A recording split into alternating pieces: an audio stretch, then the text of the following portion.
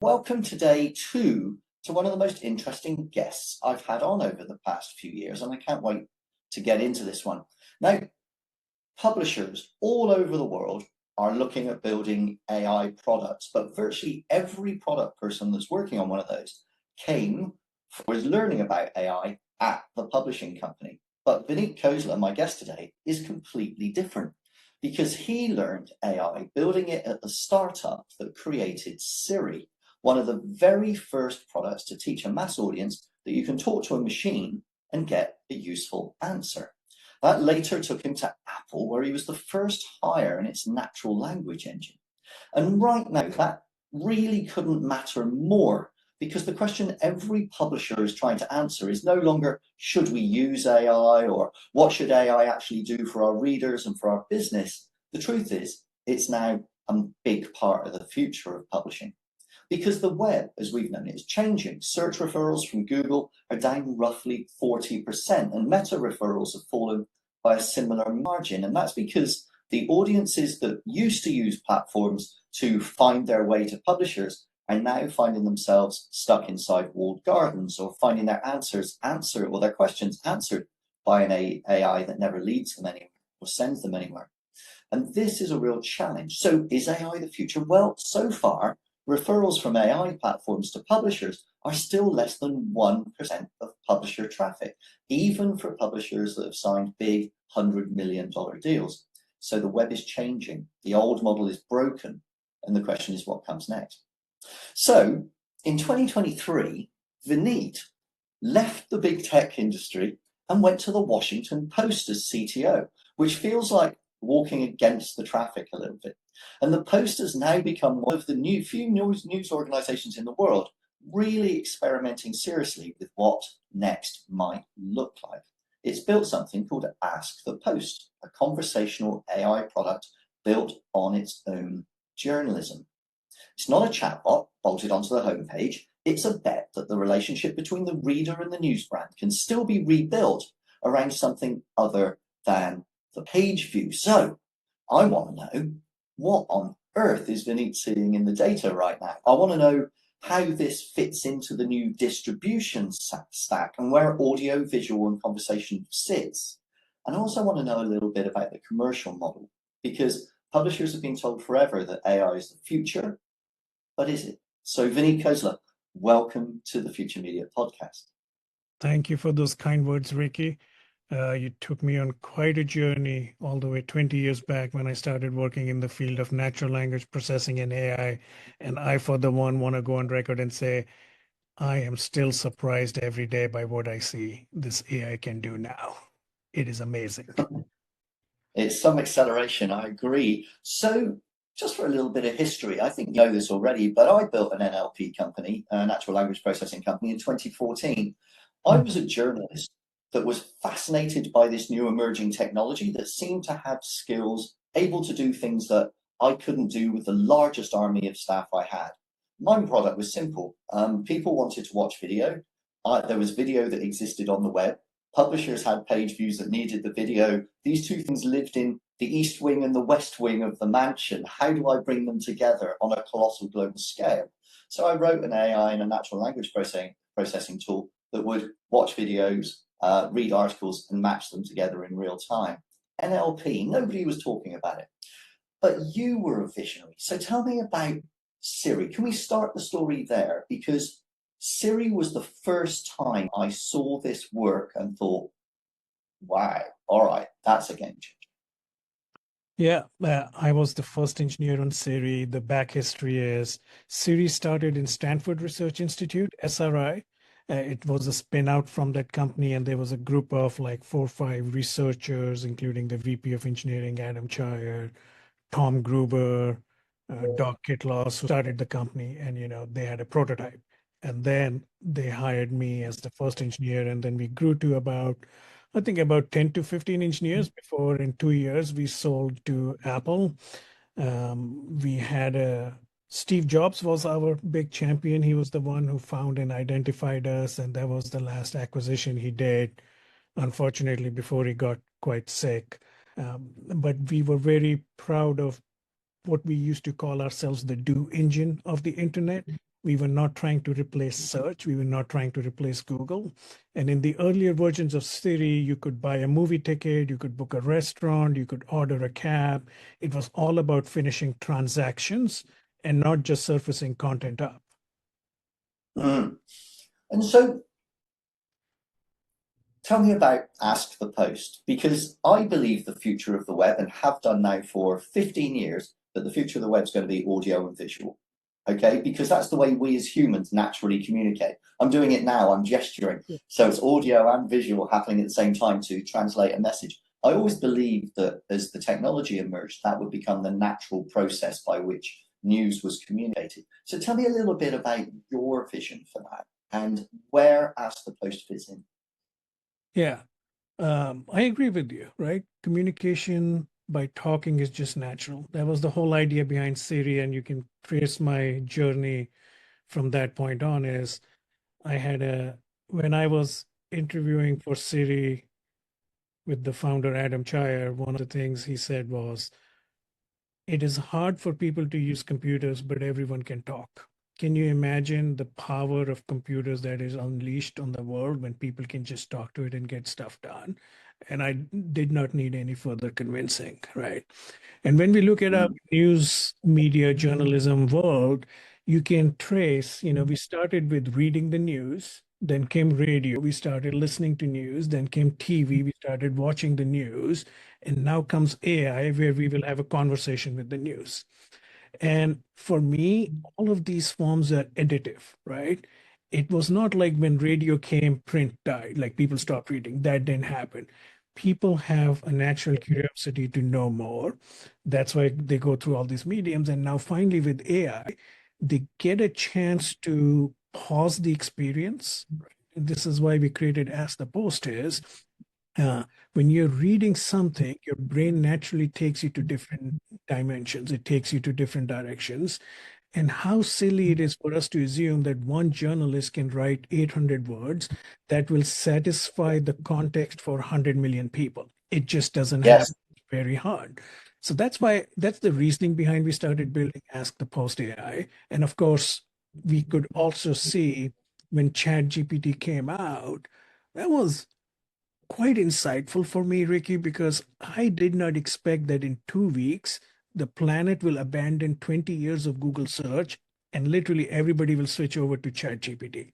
And I was like, wow, it is still possible. It is still possible to build your own brand, even in the world of these Google and Apple behemoths.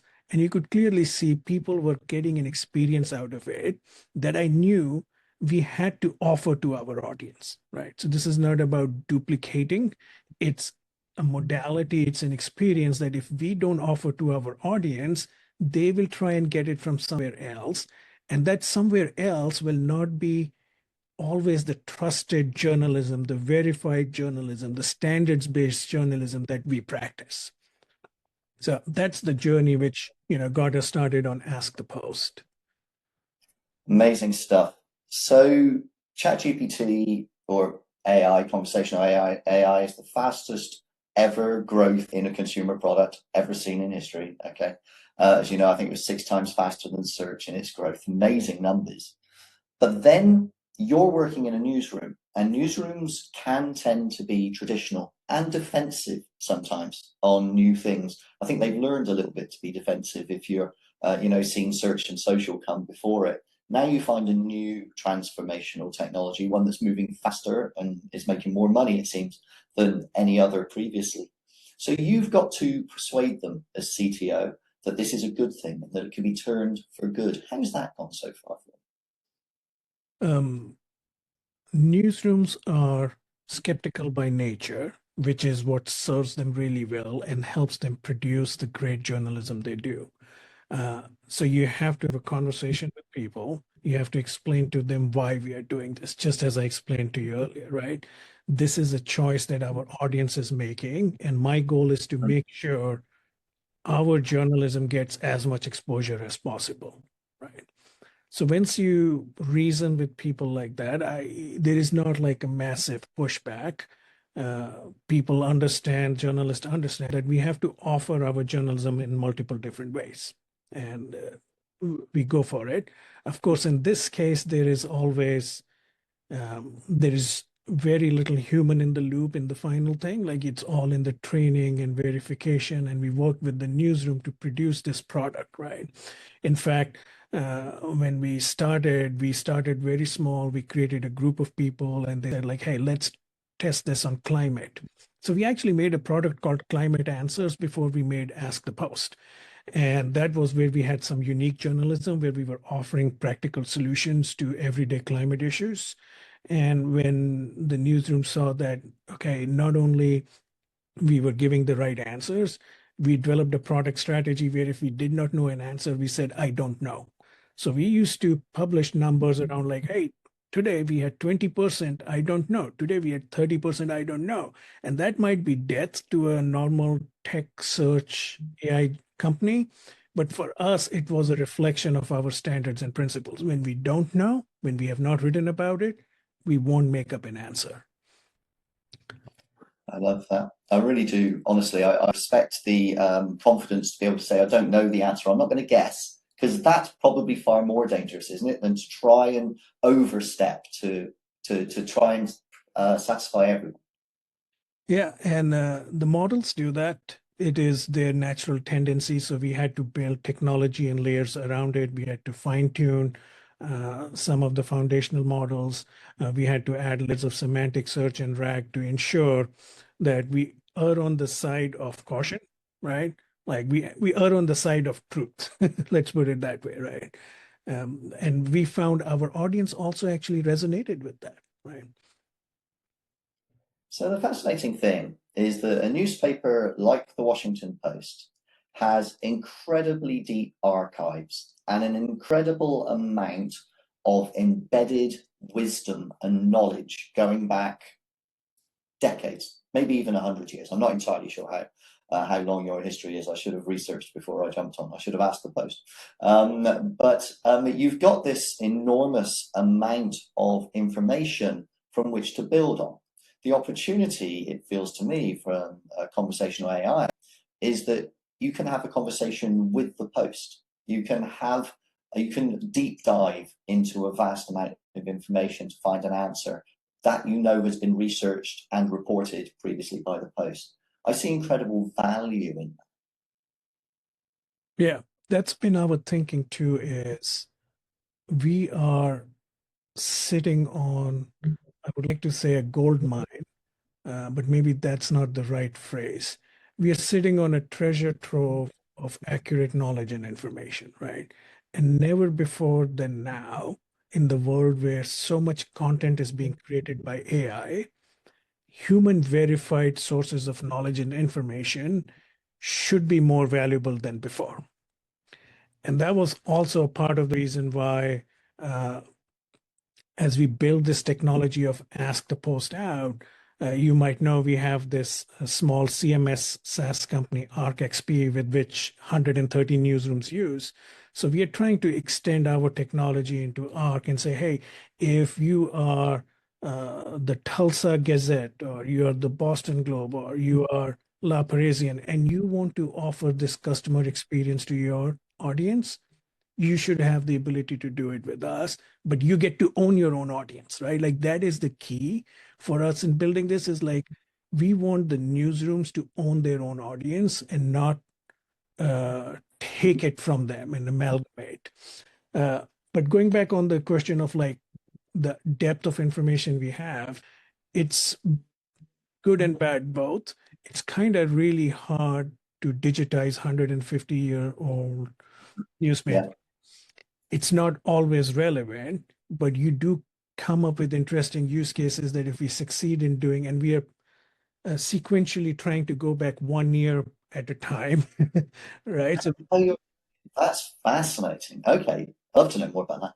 yeah, so we have like a digitized, I think 2016 onwards that we are using in Ask the Post, but slowly we are trying to go backdate in more cases. And you can imagine is, if somebody needs to create a school report around a historic event, or somebody needs to write a school report around Martin Luther King, we have probably covered a lot of that over the years, and we can create using the Ask the Post technology products that can help students learn more, maybe learn at their pace, or even, we give this to other people using ArcXPI and they can make their own products from these APIs. So we are open to all of that, but we are going very slowly, 1 year at a time, or maybe 5 years at a time.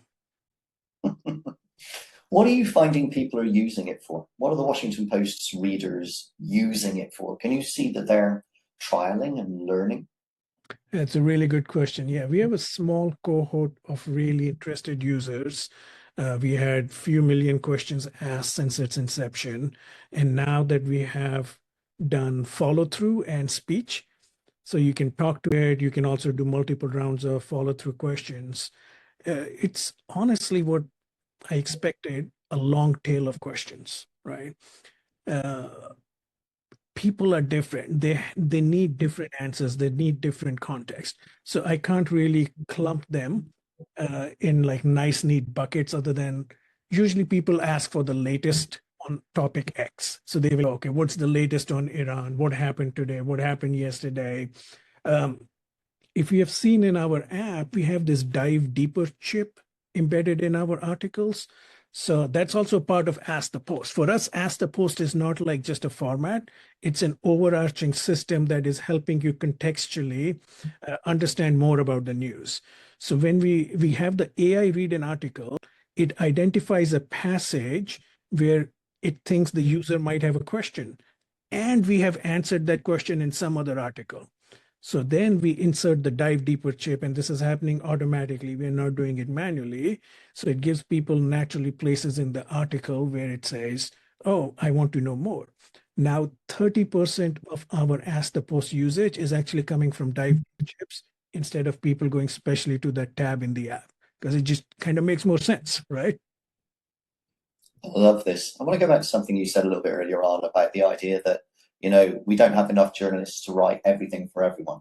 And I understand that a lot. I used to be the editor of a newspaper. We had a readership of 6 million people. And, I always used to say when people ask me about how I decided what to put in paper, I said, look, the truth is that I shout into a crowd of 6 million people the thing I think is interesting. And the circulation numbers tell me if I was right or wrong. Okay, but it's a very blunt way of understanding. But I knew very clearly as I got into AI that eventually we were going to get to a conversation that was one-to-one, where we were going to personalize the news to a point where people would be able to ask what they wanted to know individually and get an answer. That's what I'm hearing you describe with Ask the Post, because people are taking their own journey through the topic to give themselves an individual answer. And we've seen personalization tools on home pages in the past, but this feels transformational. Do you agree? I agree with you. I mean, I have so many personal examples that I can use, but I'll give you one. My 8-year-old wanted a Nintendo Switch too. Somebody in his class did. And I was very hesitant, but I knew our tech journalists have done reviews, they've covered it over the years. So I started at asking a bunch of questions, is it appropriate? What are the social features? Can you do chat? What are the parental controls? That was my focus. Like, I know it will have, Mario on it, and I'll play it and he will play it. And, that's going to be an awesome father-son bonding moment. But I was very curious about the game chat features. So I asked the post 10 different questions. I finally got satisfied that as a parent, I can turn it off. And if I can just not enable it, they have no control. I can make multiple accounts, et cetera, et cetera. Right? Like, because we had covered all of this in our review. And at the end of those 10 questions, I had my personalized news article, which is written for Vineet, who has an 8-year-old boy, and I was ready to share it with all the parents in the group chat because guess what? If 2 kids in the class have Nintendo Switch too, the other 8 are also going to ask for it, right? And I think this is where news is additive, right? It's not that I will never read a news article about Nintendo Switch. I'll probably read it when our journalist writes and it's the brand new item that came out like 2 years ago. I would have read it then. But 2 years later, that article's gone. Like, from journalism, more than 7 days, it's over. But I see these type of products like Ask the Post give our journalism new life. It Yeah. brings all the way back. And like it was able to help me track the parental control features from Nintendo Switch 1 to 2 and the improvements they had made. Because guess what? Our journalist had done the hard work. And all of this is based on that. Publishers have relied forever on platforms to do that kind of technical work for them. We've seen. I always think about the way that publishers work in three buckets. There's discovery of your content, which we basically outsourced to Google, and then there's distribution of our content, which we kind of outsourced to Google and a little bit to Meta, and then there's monetization, and we outsource that to Google. And if you are living on somebody else's platform, you're a widget in their assembly line, not your own. And so I've been really eager to see the publishing industry step up and say, hey, we're going to build our own products. We're going to own our own destiny, if you want to think about it like that. Yeah. So a lot of people are giving this a go. They're tweaking it, but you've really given it a red hot go. What would be your advice to other publishers that are kind of looking at this and thinking, all right, well, we're in the post-Google, post-Meta world, all right? And we need to remain relevant, and it's going to have to be AI. Does every publisher need to build one? Or is this is there a structure that the industry, through leaders like you, can build around one structure? Or do you think there are going to be many, many? I do hope there is more than one structure over here, but I do agree with the first point, right? Like Google and Meta and Twitter for that matter, right? Like Twitter really did not become popular because I was posting pictures of my favorite coffee. It became popular because people were posting news and having a discussion around it, right? So news has really given the scale to all of these platforms, and it kind of makes sense. The users are logged into their platform.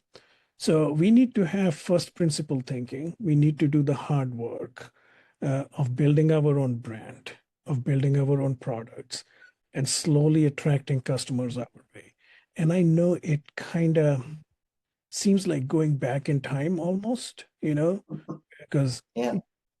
news got used to the fact that customers would just arrive at your doorstep if you did right SEO thing, and that's not good anymore.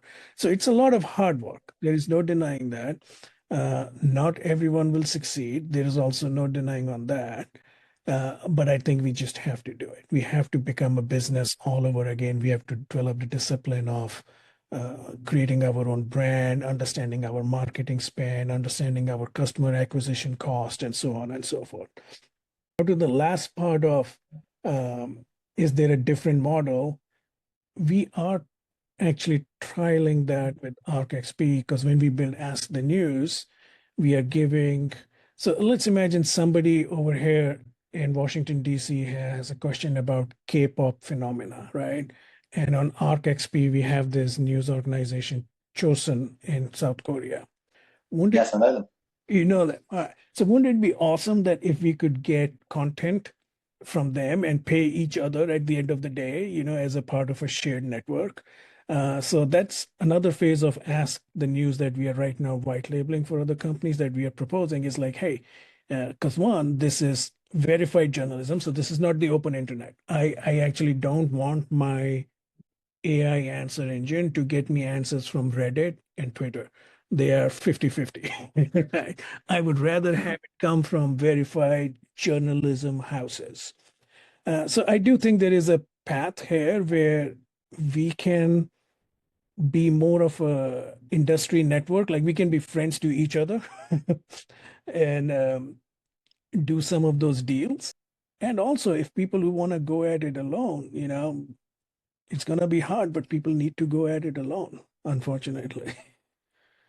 Yeah, no, I hear you. And we could talk about that for days. I think about this the day and night, trying to find a way to get the industry to collaborate around our mutual self-interest rather than just outsourcing our destiny to or our future to somebody else.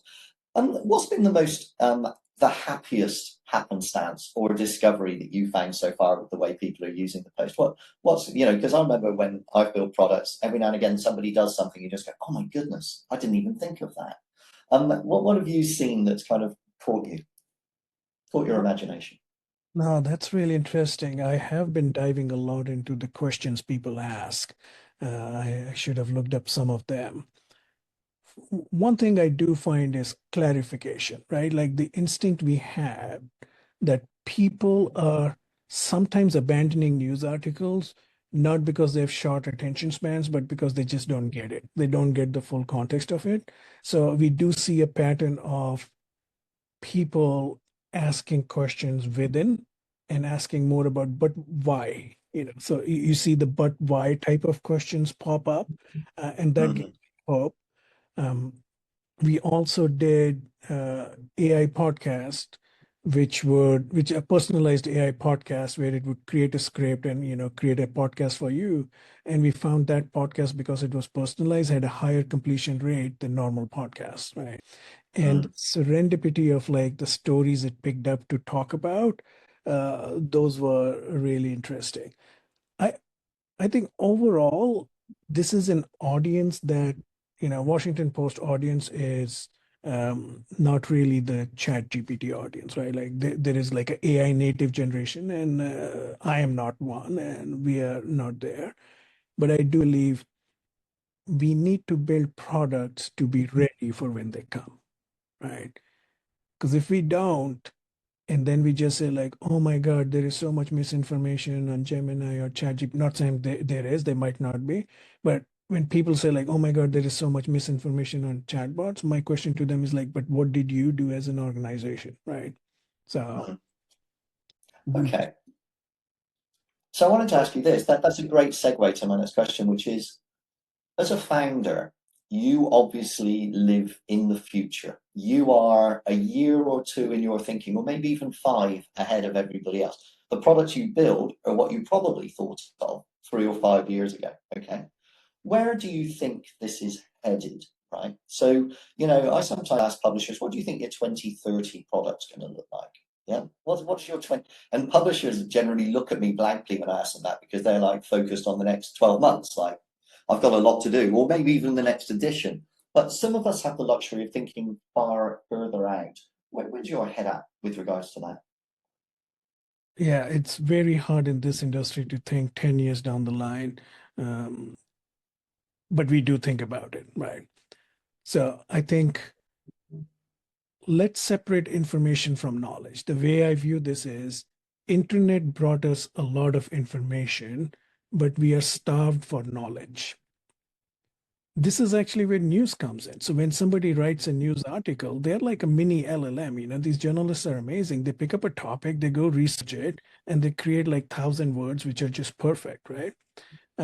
So they have turned information into knowledge. What I see in 10 years from now happening a lot more with AI is AI understanding what knowledge I need and when, right? So if it understands that Vineet is in tech, but he actually likes to read about religion every now and then, uh, it could find the right cadence and the right content and the right material and help create a digest for me to read or watch or listen to or turn it into a podcast. The format will be dependent upon where I am and what my needs are. But I think turning information into knowledge is what AI starts to become a co-collaborator with our journalists, right? Uh, Now, let's give another example. Um, you want to read about the farm report that came out, right? I know everybody loves the farm report the government puts out, but the farm report that's going to be relevant for somebody living in Kansas versus living in California, very different, right? So once again, turning that information into knowledge that's relevant to me is, I think, where we will be in few years from now. Now, I will do the counter to it also, Ricky, which you would go, man, that is deeply personalized and knowledge and information silos, right? Mhm. Um, but I think this is where, for me, this is additive, right? Read, listen, watch, talk. Every time we have a new modality, every time we have a new format, people have consumed more, not less. So I don't think we will ever lose the world where people stop reading for the surprise and delight. right? I love to open my app and go like, I have no idea what the journalists are covering today, but wow, that was amazing. That blew my mind. Don't know if you've done this, but in my AI company, we found that as it span ever faster to try and find good recommendations, it began to teach itself. And if it went 1/4 of a degree off target, that accelerated very quickly, and you saw a problem emerge very quickly. So every now and again, we'd break the machine on purpose. Okay, we'd go in and break the machine. We called it the chaos engine, and it would reset and start again. Yeah. And so it was to do kind of what you were just describing, to avoid this bubble issue that it ultimately leads to one location when it reaches its optimal point. Don't want to get too geeky about it. So we broke it and deliberately sent it in different directions and then asked our users what they liked and tried to train it like that. Very interesting. So where do you, so it looks like the future of publishing is indeed going to be increasingly personalized. It's going to increasingly be audio and visual, to your point. I can talk to the post in my car and have a conversation and take its wisdom. I can be spoken to by the post on my run. I can read it on paper. I can read it online. We are reaching the audience everywhere. Do you feel bullish about the future of publishing? Because there's a lot of journalists that will say something and stand by it incredibly firmly, which is content is king, and that's it. That's all I'm going to say. Content is king. And I always used to push back a bit and say, well, yeah, but you've also got to have distribution and monetization and discovery, or otherwise you're being brilliant in a dark room that no one ever sees. Okay, you need to do all of these things. It feels a little bit like the journalism is foundational, but the technology is adapting. Is that kind of your perspective? Yeah. And technology is adapting to meet the consumer where they are, right? Yes. Right. And I think that's the key thing. Even when we talk to the journalist over here, I say, very crudely, uh, if you go by sequence of events, the newsroom and the journalism, their job is to produce the best content, the best journalism. The tech team's job is to make sure everybody gets it. You want to watch it, listen to it, hear it, run with it. Our job is to make sure everybody gets it. And then we have the growth team, and their job is to make sure everybody who got it found a way to pay us, right? So Mm. payment is not just ads, it's subscriptions and ads. It's like we are trialing 24-hour passes or paper article, right? So we are giving people a lot of opportunity to find different ways to pay to us. So all three departments kind of have to work together because then we have a sustainable business. If you want to have an independent journalism, then you need to be standing on your own feet financially. And that's what we are working towards. It's hard. Mhm. It is. Well, we're rebuilding foundationally the business and the finances of our business. Where do you think that goes? Can I dive into that a little bit more? You mentioned some things you're exploring there. So a lot of publishers I'm speaking to are moving from subscription to membership and into events and, Mm. bringing the wisdom of their journalists and putting them onto other platforms where they can speak personally.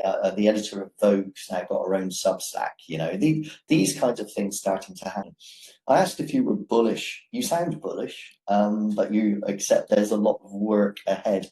What do you think has the most potential? What are the things that, for monetization and sustainability, what are you most excited about there? I wish I had really good answer for that one. I actually don't. I think right now we are in a phase of experimentation and ensuring that we don't lose our audience, right? That's the Yeah, goal. And then we can monetize them. But their early shoots are green. I see the RAG marketplaces that are coming up, like Microsoft is making one where the premium content gets valued more than the content generally on the internet. So if your content gets used in an answer, you get paid. And as we yeah. know, when people set up AI agents, they don't read one article or two articles, they read 25 articles. So I think there is a formula where you can work with the big tech AI companies and say, hey, somebody who used to manually read two articles They paid for subscription and they watched some ads. So I used to make X dollars for them. If your AI agent is reading mine to get to an answer, I need 25 reads, right? So we need to do that math, set the price. But the good thing is all of that is coming up. So I do think there will be ways to monetize in the AI world. It's just not fully clear to me what it is right now. I'm sure there is an AI version of ads that will happen. Uh, I don't know what it would look like, but it might be a little bit more personalized and less, images and more conversation based. And we will Yeah. get a share of that. And then, of course, I do think subscriptions are very important, right? When you know you can get your information from anywhere, Reddit, Twitter, believe there is a product where people say, no, I want my news and information to come from trusted sources. So I think subscriptions will stand. Oh my goodness, we think so similarly. I'm thrilled to hear you say that. All right, I've got one last question, and it's going to be the one that's on everybody's mind. Vinny, you came from the tech industry, from the absolute top. Most people would imagine that you should be worth 50 gazillion bazillion dollars now and be living in an enormous mansion taking up half of Menlo Park. And you've chosen I've no idea what you earn, Vinny, but what I do know is that you haven't chosen the easiest path, you've chosen the hardest. You've decided to go and work in the publishing industry and help it excel at technology. What are you thinking? Um, One, I don't have gazillion dollars, and even if I did, um, I think this is a business worth building, protecting, and growing. Right? Free, fair, independent press is very important for the healthy functioning of any country. We see enough examples over the planet where this has unfortunately not happened. It's no longer true.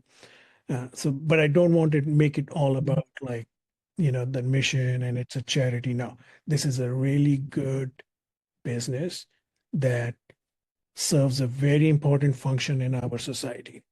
So we need to work to make it better. We need to make it, we need to work to make it sustaining. And also, let's not forget, news has a product market fit for like 3,000 years. Ever since writing was invented, people have been writing news on walls or something and sending it around. So we just need to make sure we get it to this AI era. We need to get the right product out. We need to get the right monetization out because this is very important for our country. And the world. And for publishers, they need help from people that come from the tech industry that think like that. So, look, that's a perfect place to end. Vineet, this has been enormously interesting, but also valuable to me to just keep feeding my brain on what the potential here is. It's easy to feel a little bit defeatist sometimes in the publishing industry, and every now and again you get an opportunity to lift your eyes up and look at what might be down the road, and you've helped me do that. So thank you so much for giving me your time, and the best of luck. I hope it goes well. Thank you for your time, Ricky. Pleasure talking to you.